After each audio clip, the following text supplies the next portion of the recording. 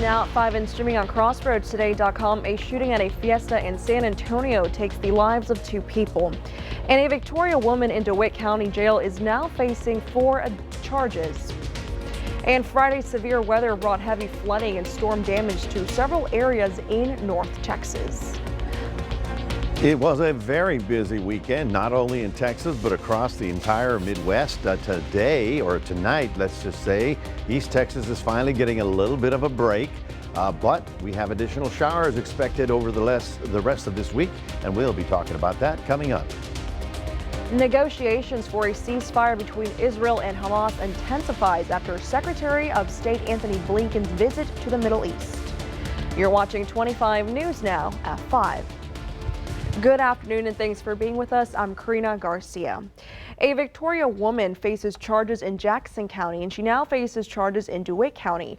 19-year-old Briley Alsmar faces a charge of engaging in organized criminal activity from Jackson County. She now faces charges in DeWitt County that include tampering with physical evidence and unauthorized use of a vehicle. She is in the DeWitt County Jail in lieu of a $125,000 bond. In San Antonio, a popular fiesta continued Sunday after a deadly Saturday night. Police say gunfire erupted between 2 men at Fiesta de los Reyes in the city's historic market square. One of those men died at the scene and the second was shot after police returned fire. He later died at a hospital. 4 people were also shot and they are also now recovering as police investigate a motive. Some people still went to the event the next day, but some vendors are unsure if they will return it next year amid safety concerns. And today we have incumbent Bridget Marshall with us in studio. She is running for re-election in the Victoria ISD District 2 seat. 25 News Now anchor Don Brubaker has more. Karina, thank you and welcome back. Thank you. We interviewed you about, 9 months ago when you joined the board. So how's the first 9 months as a board member gone for you? Fast and furious. Right? Came in, to finish Dr. De Los Santos' term. So there was a lot to learn and get, caught up on and a lot of training. So I've learned a lot and I've enjoyed the service thus far. Biggest things that you've learned? Board procedure. Sometimes you think you know and you don't know until you actually have the job, right? So I've learned a lot about board procedure and the laws governing that, what boards can and can't do. And then I've, gotten a lot more knowledge about our district and our kids and what our community wants and expects from our schools. Mm-hmm. And now you need a new superintendent. So what is the process of picking a new superintendent for Victoria ISD? So we will have to establish the way we want to go about it in terms of setting a timeline. Those things haven't been established yet. I'm sure we'll be seeking community input. Again, we want to know what the community wants, what they expect, and get all those factors together before we go out and look for applicants. Mm-hmm. What qualities are you personally looking for in candidates for superintendent? I want somebody obviously with the qualifications, the superintendency, having some experience. I prefer somebody with experience. I don't want Victoria to be their first stop. I want somebody who is thoughtful. Somebody who's worked in a community similar to ours in terms of demographic and size, and somebody who's been, proven successful in educational attainment, not just graduating students, which is important, but actually finding ways to ensure that these students are learning. Mm-hmm. And that they are ready for their next step, which are some things we've already got in place in district, so we don't want to lose any momentum that we've gained. Mm-hmm. How do you feel about the job that Superintendent Shepard has done here? Mm-hmm. Again, it's been 9 months. From what I can see, I think he's done a great job. Mm-hmm. We have, I know VISD has been a lot more transparent with the community under his leadership. I know that graduation rates have gone up under his leadership. We get a lot of positive feedback from employees. So, no one is perfect, but I think he's done a good job. I think he's always exhibited care and concern for our students. How big an issue is it absenteeism in Victoria ISD?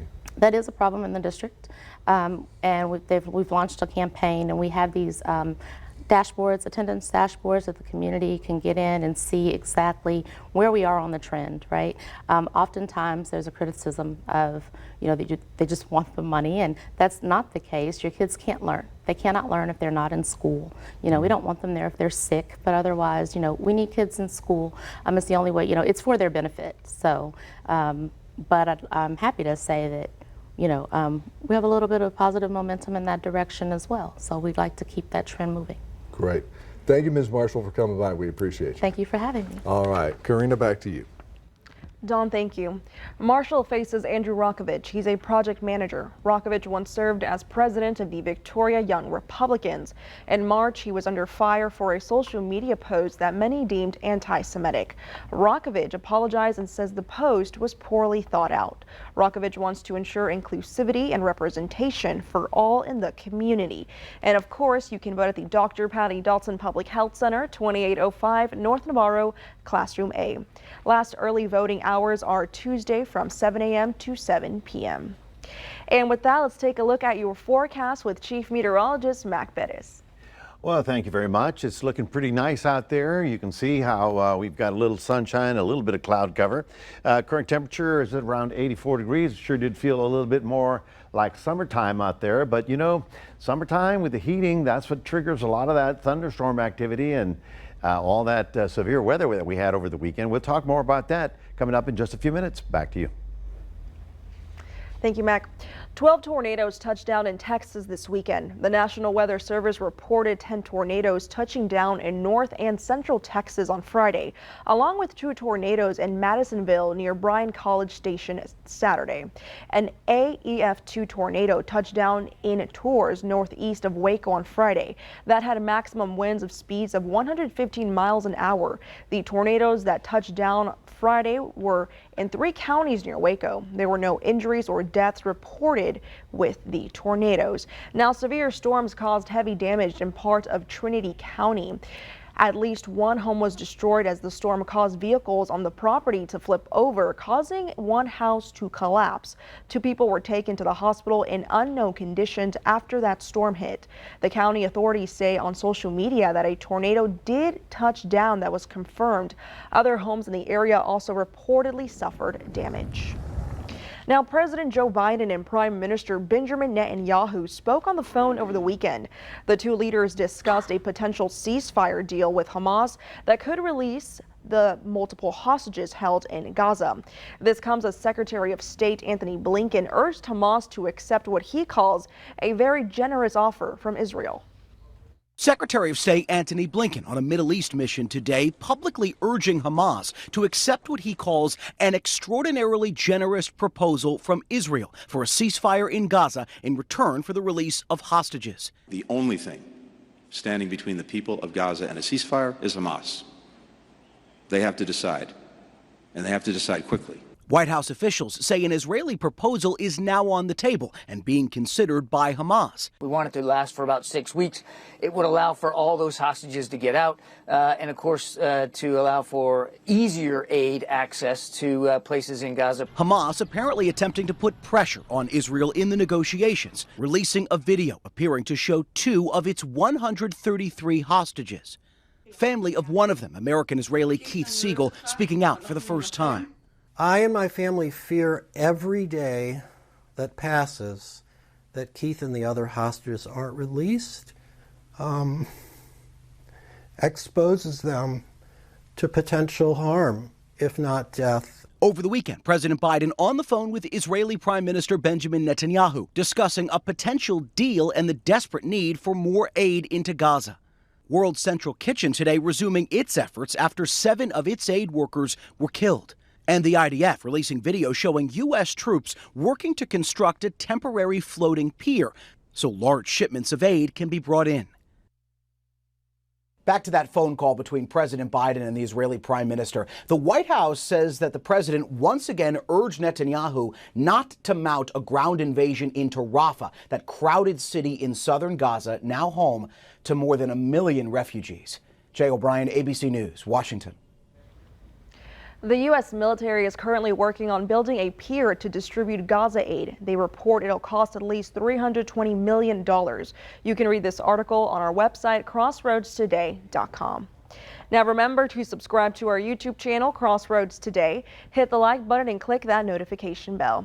For now, stay with us. Pro-Palestinian protests on college campuses continue nationwide. Straight ahead on 25 News now at 5, the latest on the movement ahead of graduation season. Also ahead, police are investigating a bar shooting in Sanford, Florida. The number of those hurt straight ahead.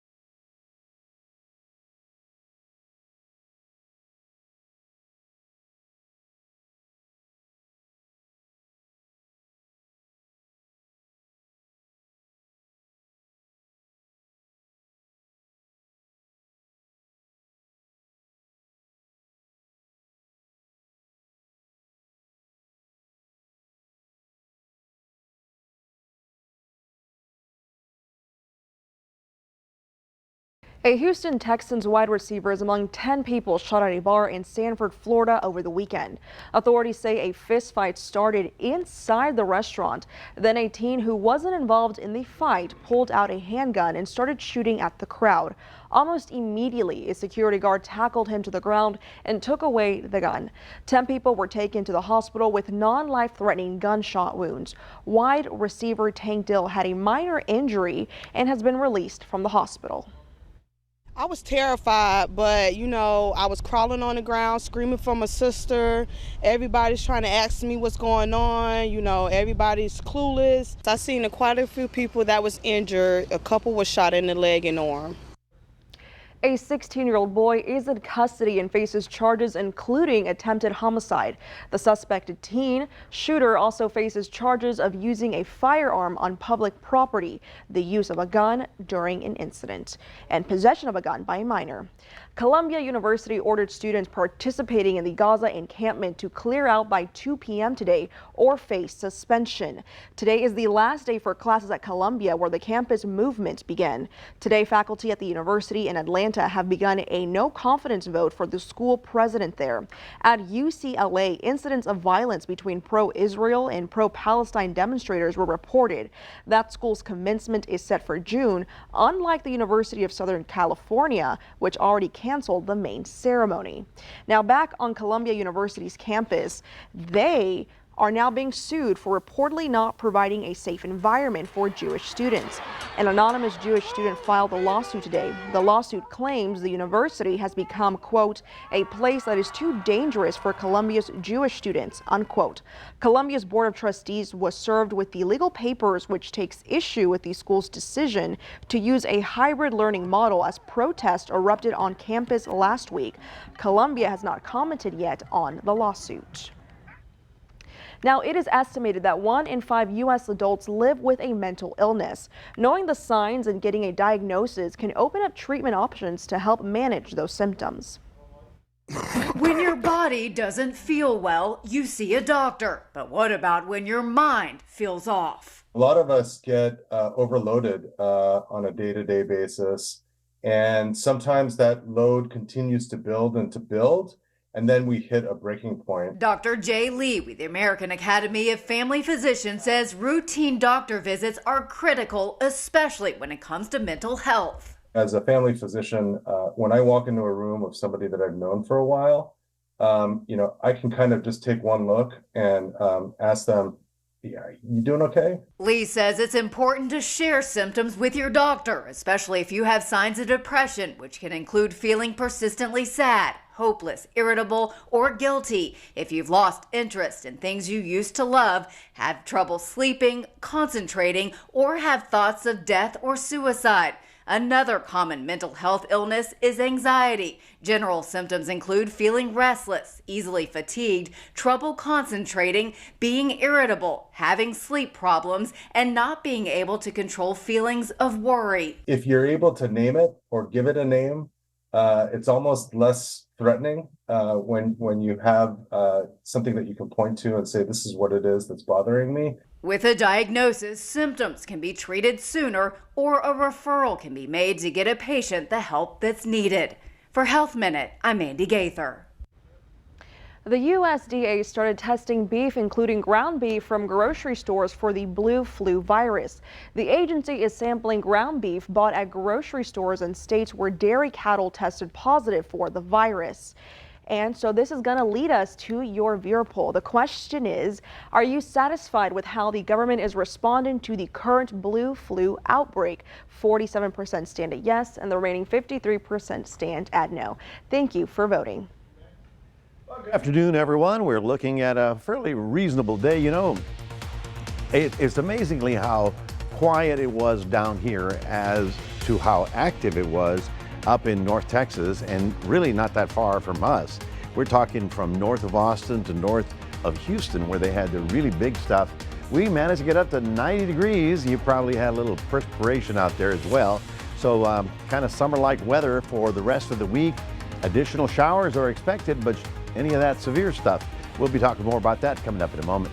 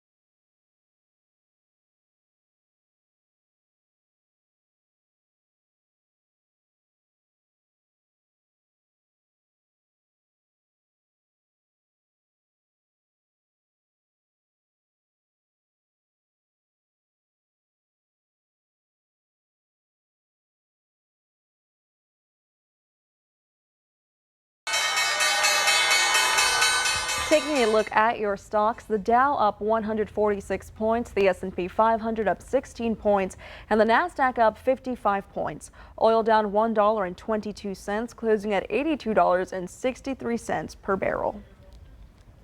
Federal safety regulators are investigating Ford's hands-free Blue Cruise after 2 fatal crashes involving stationary vehicles. They are looking at these systems in 2021 to 2024 Ford Mustang Mach-E models. Blue Cruise is only available on certain roads and uses a camera-based monitoring system to determine driver attentiveness. The National Highway Transportation Safety Administrator investigation continues, or rather just comes just days after federal safety regulators announced it closed its investigation into Tesla's autopilot system. And stay with us. We're going to take one last look at your forecast with Mac. Plus, the severe weather in Nebraska did not stop one couple's wedding. Plus, here's a look at world news tonight, right after 25 News Now at 5. This week, the gag order ruling in Donald Trump's criminal trial as alleged new violations pile up. Plus, the college protests in the U.S. spreading across Europe. More Americans turn to World News Tonight with David Muir, the most watched newscast on television.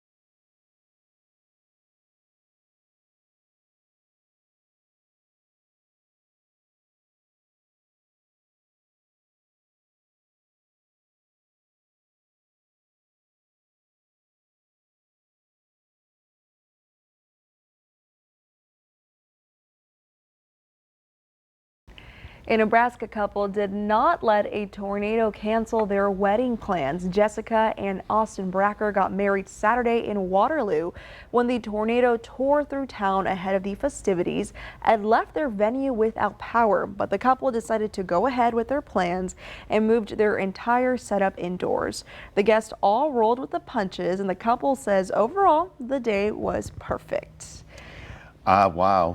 The day was perfect. The day was perfect for them. When you're in love, the day is just perfect no matter what, I guess. I guess you're absolutely right on that. But man, I tell you, I mean, Waterloo was struck by the tornado. While they're saying "I do" by candlelight, you know, there's people. Miracles happen. I guess so. I guess so. So their anniversary will always be a tornado. One to remember. Anyway, folks, for us, we do have a chance of isolated showers over the afternoon hours for the next 3 or 4 days. I wouldn't worry too much about it. I don't expect any of this to be severe. And of course, let me see if I can say this. The main factor on why we had such severe weather is because we had upper air storms that were coming through and enhancing these big thunder showers. So we'll have showers, but we don't expect any of that severe weather over the next 4 or 5 days. But if we get rain, it'll be good. So it'll be like light drizzle. No, there'll be isolated showers in the afternoon. Concrete ones. Okay. Maybe a little thunder and lightning, but they won't really grow into those monster storm clouds that they saw through the Midwest over the last 4 days. I mean, almost 3 or 4 days of violent weather. Yeah, well, as long as my weekend is sunny with a little bit of overcast. That's all that matters. You know, I won't complain to you. Yeah. Well, as long as we cover the weekend for you. Yeah, that's right. All right, thank you, Mac. And thank you for being with us. We hope to see you back here tonight for 25 News Now at 6. World News Tonight with David Muir is up next.